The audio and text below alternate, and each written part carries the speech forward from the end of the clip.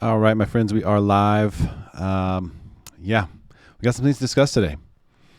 A lot going on, my friends, a lot going on. We're going to look at several things today. We're going to look at mortgage rates, of course, because I'm a mortgage guy, VA home loan specialist, NMLS 155010. Call, text me if you want to buy or refi. You can email me as well.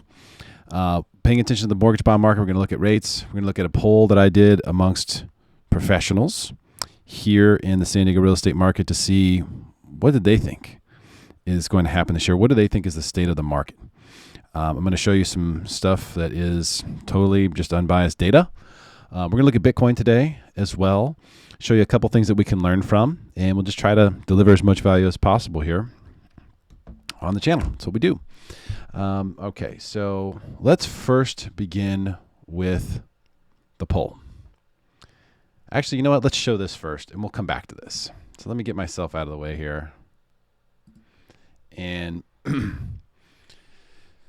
this is a must read, okay? A must read. And really, this is summed up so well here by Jeff, who writes probably the best stuff for CNBC, to be honest. The U.S. economy last year grew at its fastest pace since 1984, but that momentum isn't carrying into 2022. A lot of the things that sort of weighed on the economy last year are going to poke their ugly heads through the floor, I think, this year. And so this will be bad for certain things. There could be some worst case scenarios that play out. We'll just kind of walk through that. I think it's important to always be financially prepared for things to go wrong. Financially prepared for a worst case scenario. Financially prepared for a bad year. Always. Now, keep in mind, we are since 2010, 2011, we're over a decade of just good year, good year, good year, good year. The only question was, how good of a year was it going to be? Not was it going to be a good year?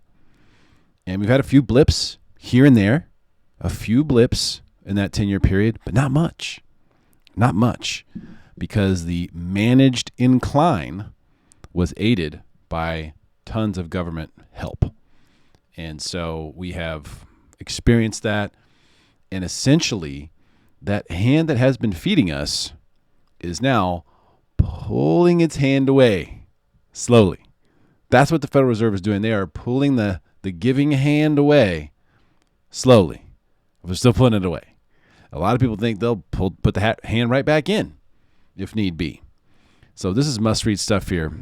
You're gonna see some of the financial reports are going to come out. I think this first quarter, which we may not see until April, are going to really weigh heavily on the stock market. I'm going to look at that in just a second. I just want to give you a little preview of that. Come on. We should have had this more lined up. My bad. One-man production here. So this is a private survey that I did amongst real estate professionals that I know personally. And I basically just gave them 5 options. Strong seller's market, neutral market, buyer's market, strong buyer's market.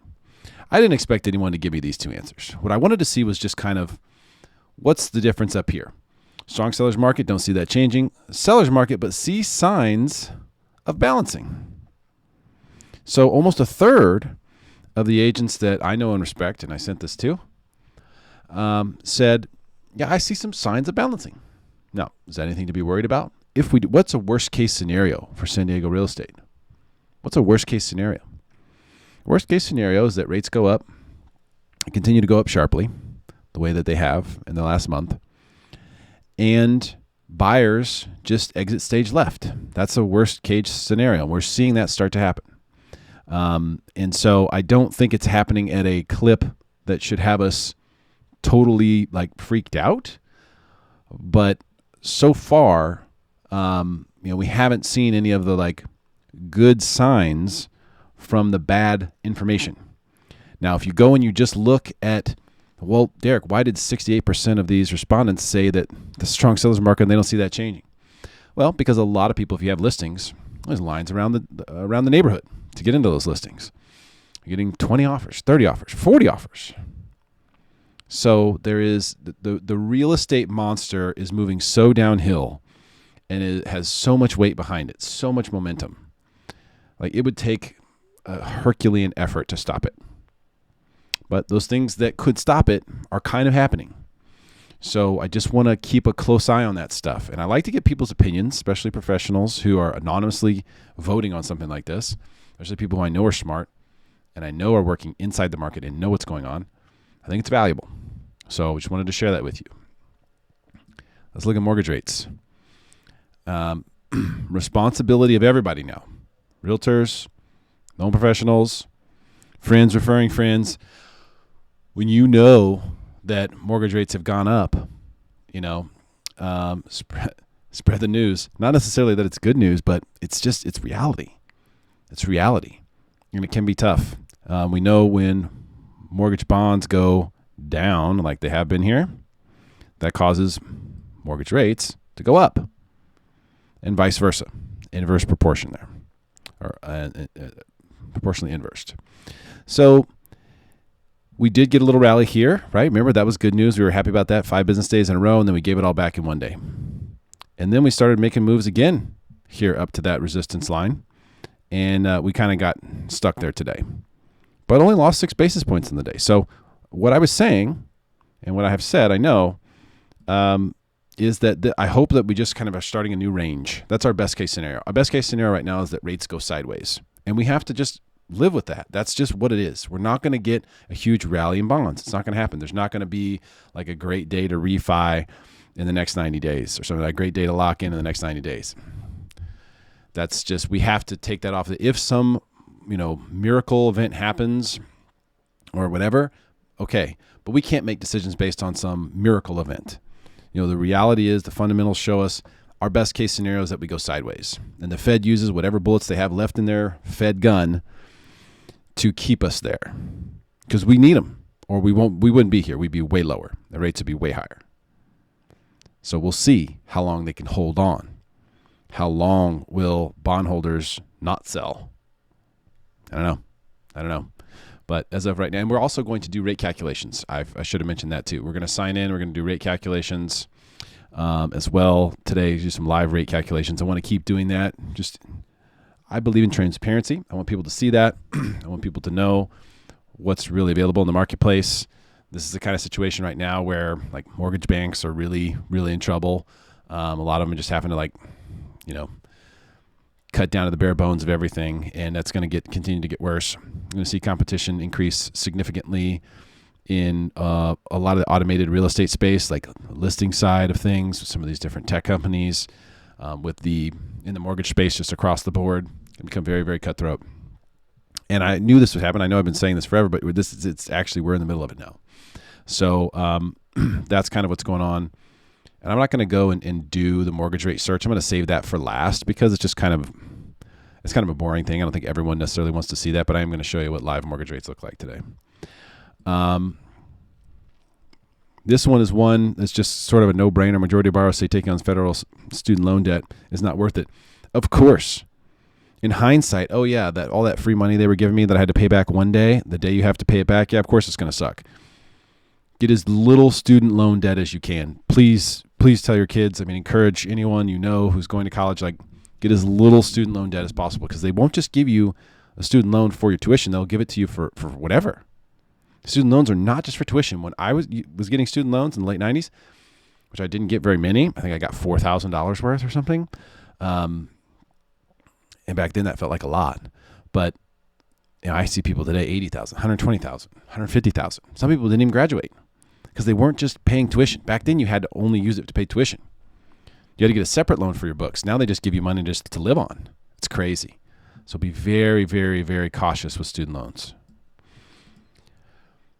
Okay, there's also a huge lesson to be learned here. And we're going to do this, then we'll do Bitcoin, then we'll do live mortgage rates. So the fund that made $700 million on the GameStop, which I knew it was time to sell after an Elon Musk tweet. The story is actually really cool. So these guys were buying GameStop because they believed it was a value play, and then it became a meme stock, and it went crazy. The GameStop chart is nuts. But they knew it was time to get out when Elon Musk tweeted about it, GameStonk, and put a Reddit article in there from Wall Street Bets where they were talking about it. These guys said, his piling on with that tweet for us was, we all looked at each other and thought, how do you top that?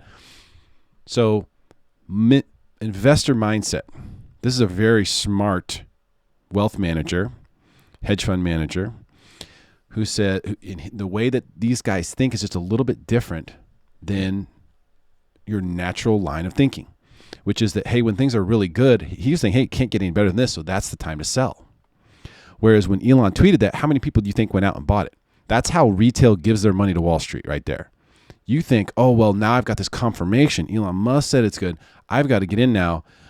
You're buying it from the big boys. They're selling it to you. That's when they decided to get out. So there's a great lesson to learn here. When things are really, really good on something, that's usually the time to get out. When things are really, really bad, that's usually the time to get in. And this is just a really cool anecdotal story as well involved in that whole process. So I thought it was really cool. So you could check that link out. All right, let's look at Bitcoin here. Bitcoin is really, really interesting right now. I'm going to remove these moving averages. So I know I have 4 lines drawn on this chart. We're on the 1 hour here. We got the macro uptrend, which is this bottom green line here. We've got the micro uptrend, which is this green line right here. That has held, except for one time. It got violated, and then it immediately got brought back into that trend. This short-term downtrend was broken today. It was broken. The doors were knocked on, was broken, then came back down, broken again, back down again, broken, back down again, broken. So this guy is almost over with. But you can see we are really, really coming into it right now. There is something is going to happen with Bitcoin here very, very soon. It's either, we're going to see $5,000 up or down. I mean, it's we head back down to 33, or we skip over the 40s and go into like 42 or 43. It's what it feels like. It's just been too quiet, but it's been quietly marching higher. This macro downtrend here, this macro uptrend, which one is more macro? You can't have both, right? This one goes back years, okay? This one goes back months and is more current. This one goes back years and has more longevity. Which one will win? Which one will win this battle? Right now, we're kind of hovering around the top edge. Here, does that mean we're going to bust through?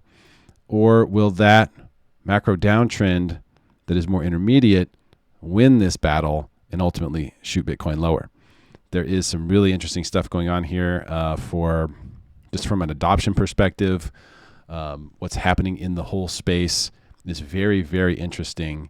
And I think we're going to see some fireworks here soon. So I'm expecting to see either this line here or this line here be violated. And it's going to happen in the next couple of days. It's got to go one way or the other. So good luck to us hodlers. Okay. Let's do a live look in at some mortgage rates. We're going to look at conventional. We'll look at VA. We'll look at FHA. And the whole point of this, let me get my disclaimer up here. That's me. NMLS 155010. So, there's a lot of assumptions being made when you quote rates, right? Like that you income qualify and all that stuff. For conventional, let's start there. We're going to look at purchases. There are, still opportunities to refinance. We just took a refinance application. The guy's saving hundreds of dollars a month. Even though rates have gone up, there's a lot of people out there with rates in the 4s and the 5s. It's hard to believe that, but it's true. So if you aren't sure whether or not you can save some money on a refinance, give me a call, shoot me a text, send me an email. Let's see. You don't need to pull your credit to figure that out. Pull up Credit Karma, give me a number, and we plug it in here and see what you can get. So conventional purchase. Let's just go 800,000, 10% down. So this is going to be what's called high balance conforming. So the loan amount is above 627,200. And we like to use good credit scores around here. We're going to do a single family detached. And we always put fees in, which means we're not charging you any fees, essentially. Fees are included in the rate that we offer. So there's no lender fees or anything like that involved. Let's just see what it is. I honestly don't know what this is. I'm guessing 3.75, somewhere in there. Yeah, 3.75. We have a few different options there. And what's interesting about this particular rate sheet is that you'll see, okay, 3.625 just has a small cost to it. What's really interesting is if you put down less than 20%, you will see slightly better rates than when you put down 20%. When you put down 25 or 30%, then it starts to get back better again. It's really interesting how that delta works. It's a long, complicated explanation for secondary market stuff, but here's the 3.75 has almost $4,000, $3,800 in lender credits. So you could get a 3.75 here with that scenario, get $3,800 towards your closing costs and not pay any lender fees. Pretty cool. Pretty cool. Not too shabby. That's where we're at right now. All right, let's jump back in. You know what? Since conventional is so popular, let's have fun with it. Let's do 20% down. Well, let's do 20% down on a conforming balance and see how that looks. Conforming balance is anything under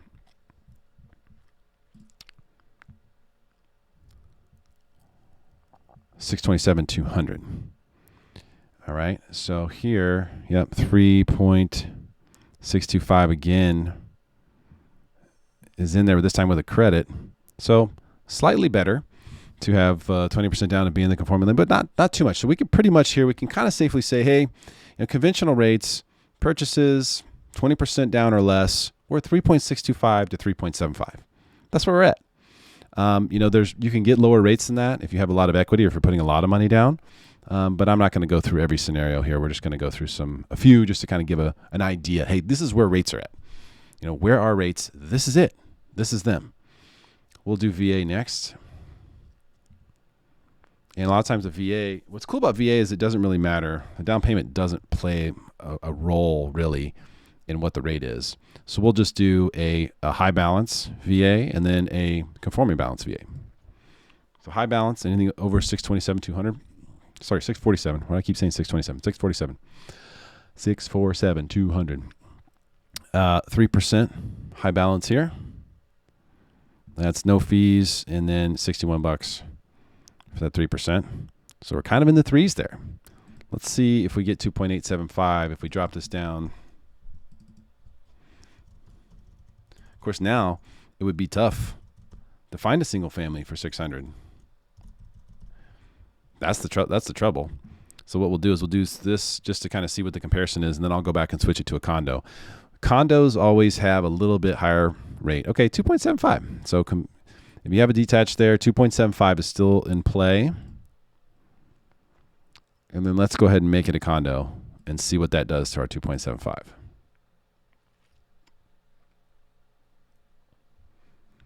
Thanks, Bill. Appreciate it, man. We have much love for the Reef Point team as well. Very professional. You guys do a great job. Okay, so we hung on to it. How about that?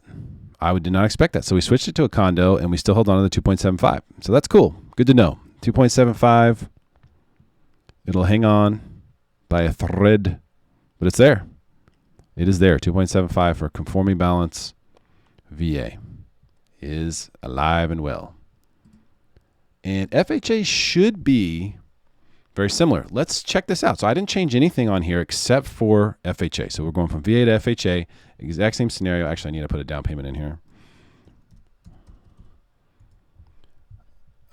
Outside of that, exact same scenario. Condo, everything. Let's see what this looks like, and then we'll switch it to single family and do a high balance too.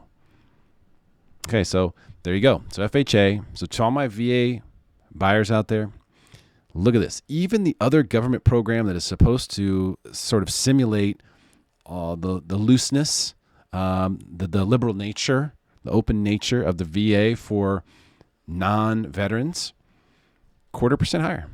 0.25% higher. You get a nice lender credit in there, 2.99. Get a nice credit. I mean, you can get, spend $1,000. You're not paying any lender fee. Spend $1,000, get 2.875. That probably makes sense. Like when you look at these rates, let me zoom in on this. I want to make a point. So when you see, like people always ask, should I buy down my rate or not? Yeah, a lot of times it will make sense. The first eighth or maybe the second eighth, it'll start to make sense. And the further you go down the rate sheet, the less the bank has the numbers set up to make sense. So like, for example, spending $1,000 to get the 2.875 makes sense all day. Why? Because my payment's going to go down $37, so I'll have that recovered in what, 2.5 years or something like that. That's, if you can get it done in under 4 years, you can get a break even in under 4 years. It makes sense. Here, do I want to spend $3,200, to save $76? Well, you got to kind of do the math. 31.93 divided by 76, 42. So that one also makes sense. But notice that the rate sheet stops there. That's interesting. Can't go any lower. Can't buy it down further than that. That's a secondary market thing. Okay, me back out here. All right, now let's see on the detached how the FHA looks. I think that'll kind of round it up. Pretty much the same. In fact, almost the exact same. So no condo hit. That is really interesting to me. Let's go high balance. Let's go, well, let's see. Yeah, that'll work. Let's go high balance here. Quick math. 4%, 36,000. Let's call it 865. Yeah, close enough. Okay, single family, high balance FHA. Let's see what rates look like for high balance FHA. 3%. So pretty much 3% for FHA. That's their story, and they're sticking to it. 3% for FHA is what it is. And so, these are the things that we can pull this information up very quickly and easily. If someone wants to shop a rate, if someone wants to, see what's possible, you pull these different things up, put in the different scenario, pull it up, see which bank has the best deal. If it's a refi, you can just go with whoever's has the best rate. Sometimes for purchases, that's not the way to go. You got to go with somebody who maybe doesn't have the best rate. They're not in the top one, but they might be in the top 5, and they can get it done more quickly. Those are some of the nuances of brokering. But either way, there's always going to be opportunity in the market. The question is just who will be taking advantage of it. And right now, I personally have positioned myself in this situation just because I want to be able to give someone the best possible mortgage deal. I think that's what people who are buying and refinancing their homes, that's what they want. They want the best deal. Yeah, it's a little more difficult for us. There's no doubt about it. No doubt about it. Much easier when you work with one bank, one process, same group of people. Much easier. But this is better. This is better for the buyer. This is better for the refier. And so that's why we're doing it this way. And I think that a lot of people out there who are pre-approved, a lot of people who've been quoted rates, they're overpaying. Just plain and simple. You're overpaying. Paying too much. Don't need to pay that much. So I want the truth to be known about how all this works. I want transparency in this position. If you go and you look, just search like best mortgage rates today or something like that. Look and see what comes up. They're just it's a paid landing page. A bunch of people pay to be on there. Read the fine print. That's all I can say. Read the fine print. I'm taking my rate out there with no fees on it and beating people who are charging tons of fees. If I wanted to, come out with the lowest rate and talk about fees, you could do that. But most of the time, it doesn't make sense to pay fees. So why in the world would I lead with that? Unless I just had selfish intentions. So this is kind of what's going on with rates right now based on the charts. We're hoping to stay in this range here. If we can stay in this range, or maybe get lucky and even come up here. I think the max for sure for us on a best case scenario is maybe another 100 basis points higher. We could get back up to this old support level. And that would be if the Fed came out and said, we're actually not going to raise rates 3 times. We're going to raise rates 2 times. Right now, a lot of people are already thinking 4. Some people are even saying 5. That'd be crazy. And so just depends on what they do. That's our best bullish, breakout case. It's right there. We ain't getting past that. And we probably won't even get to that.